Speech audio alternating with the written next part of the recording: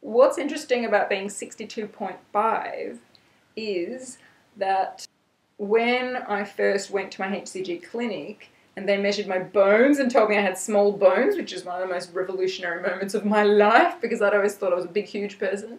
Apparently I've got really skinny bones. And they measured how much muscle mass I had and everything. They told me that my ideal body weight is 62.5 kilograms. Today I'm 62.6, so I'm basically there, according to them. And yet, I still have abnormal fat on my body. I'll tell you how I know that. A, because I can see it. You can probably see it too. I don't know if the light's good enough to see it, but there's lots of fat still on me. Not so much on my arms anymore, but it's mainly around my tummy. But also because I'm not ravenous yet. And when you hit the end of your abnormal fat stools on HCG, you suddenly get ridiculously, crazily hungry because your body is no longer burning fat, so it now needs food to burn. That hasn't happened yet. I'm still feeling the exact same no hungry, no hungry, no hungry that I've been feeling for the last few weeks. Once I got my dosage right, I haven't really had hunger. As I told you guys, I'm eating a little bit more than last round, probably because I'm smaller.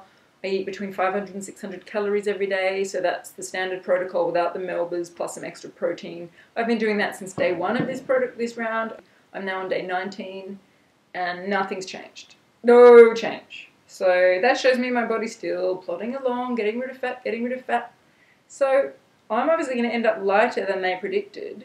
When I asked my partner to dowse this for me, as you guys know, he's a master dowser. Actually, before I started my whole HCG protocol, I asked him to dowse it, and he got that I would be 58 kilograms. And at the time, I laughed his head off because I was over 80 kilograms then. So, you know, that was just beyond my comprehension. Recently, I muscle tested myself at the very start of this round while I was doing loading, and I asked how much fat there was on my body and what weight I'd end up once it was all gone. And I also got 58 kilograms. So it's quite possibly true because I could quite easily have another 4 kilograms on me. And I say that because the reason I've given the vlog the title that I have is because my body is shrinking in interesting ways. I mean, I'm apple-shaped, right? So that means my legs never really store much fat. So my whole life, teenage years, in my 20s, in my 30s, no matter whether I was thin or fat, I always had skinny, sexy legs. Which is nice, because it's nice for all of us to have one part of our body that we know is reliable to look good. For some people, it's their little waist. For some people, it's their shoulders. For some people, it's their legs. Whatever. In my case, it's always been my legs. So even when I was very overweight, I always had skinny legs. I always knew that I could just put on a pair of heels and a miniskirt and I'd look good. Even if I had to wear a big jacket over my upper body, which was very fat, I still could wear a little skirt. So that hasn't changed. But what's interesting is my legs are still getting thinner. It's like, how much more fat could there be on these skinny legs? There's really no fat on them. But still, they're going down. If you look at these numbers, they're going down. And my arms, which used to be very fat, have started slimming down. I mean, you can see that up to about here, they were always very thin.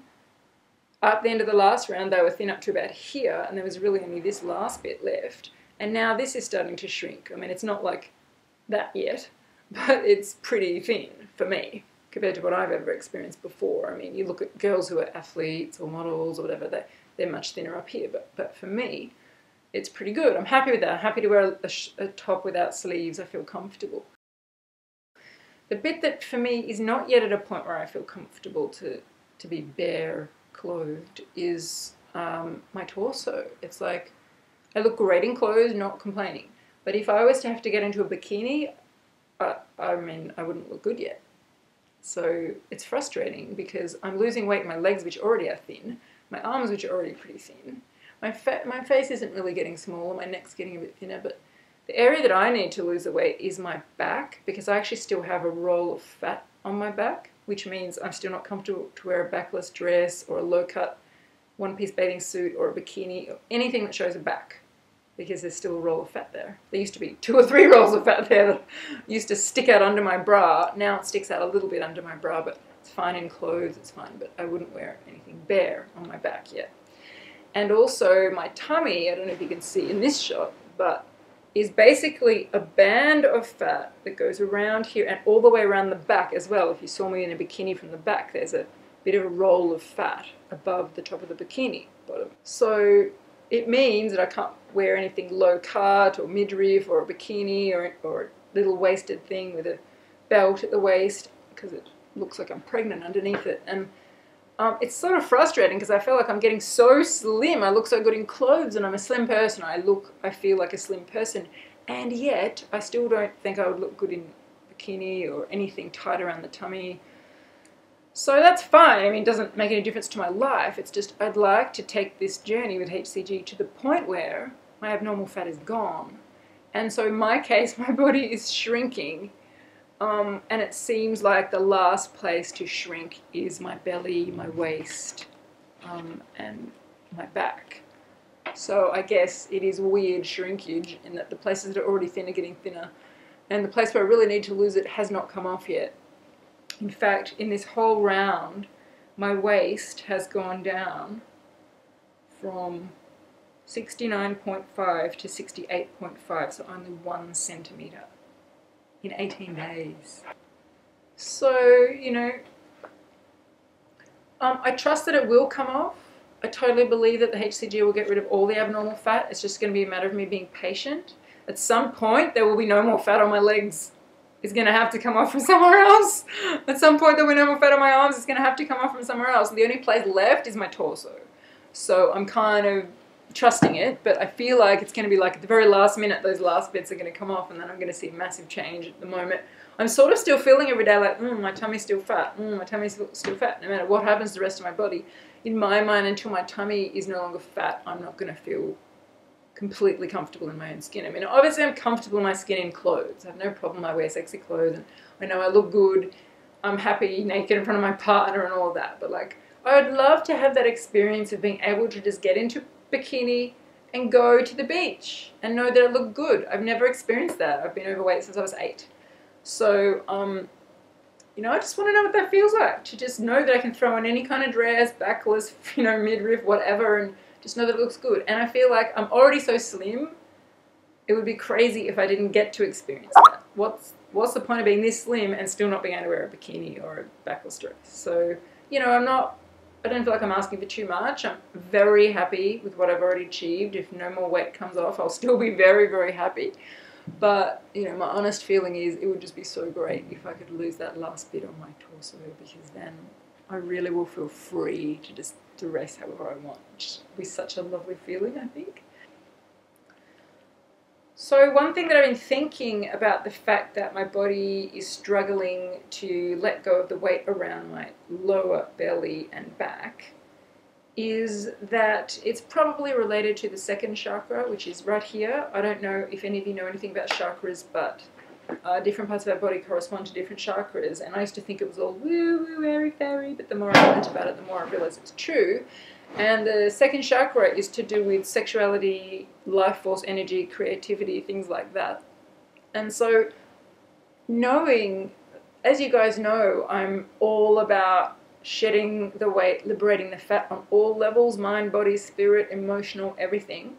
And I do the work on all levels. I don't just eat the protocol foods and expect my body to liberate huge amounts of fat willingly without stalling, which is what's been happening to me. It's just been effortless, effortless, effortless. I know that in order to achieve that effortlessness, I need to look at things on all levels. So when I let it go, I really let it go, and I let it go fully, and I let it go for good. So at the start of this round, knowing that my biggest problem area and the bit that hadn't come down as much in the first round and was struggling to come off in this round is this bit, I thought, right, what can I do about that to really get into any underlying issues that are in that area? And I started thinking about the second chakra and sexuality, life force, energy, creativity, and how can I get that energy moving? So I actually enrolled in an online course for women's sexuality. It's kind of based on tantra and stuff like that, and I've been doing that the last couple of weeks, and it's starting to really shift some things in my life. I'm feeling my energy flowing more. I'm feeling more life force energy. I've had huge amounts of creativity. I told you I've been staying up all hours of the night writing, and very creative, lots of ideas for projects, and I'm starting to move my sexual energy through my body a lot more than I ever have. And it's really exciting because I feel that this is probably one of the big reasons why my body has always stored so much around that area, disproportionately to the rest of me. Yes, it's okay to say I'm apple-shaped, but I feel that there's more to it than that, because not all apple-shaped people are disproportionate Some of them store weight here, apple-shaped people, and I've never done that because I don't have issues with my second chakra. I'm very fully expressed verbally. Second chakra is about expressing yourself verbally. My apple-shaped fat has always gone on my lower belly, which is second chakra. So, you know, it's more than just apple-shaped. So anyway, I might write a bit about this stuff in the book. I don't know, I haven't decided yet. Anyway, so let's see what happens now that I'm starting to really free up that energy of the second chakra, sexual energy, life force energy, creative energy, and see what happens over the next few weeks as that really kicks in. If my body starts to liberate this last bit of fat, woohoo, that would be so great. Anyway, I'll keep you posted. I believe it will, 100% positive. Totally trust the protocol. Totally trust my own higher knowing. Totally trust myself. Totally trust my own ability to shift any emotional stuff that's in the way. And that's the key. If you don't trust yourself, there's no point bothering with this protocol because it's all going to come down to you. So in my case, it's all coming down to me. And luckily, I trust me. So that's good. Anyway, guys, I got to go and get going because I've got some work I've got to do. So I'll see you guys soon. Bye.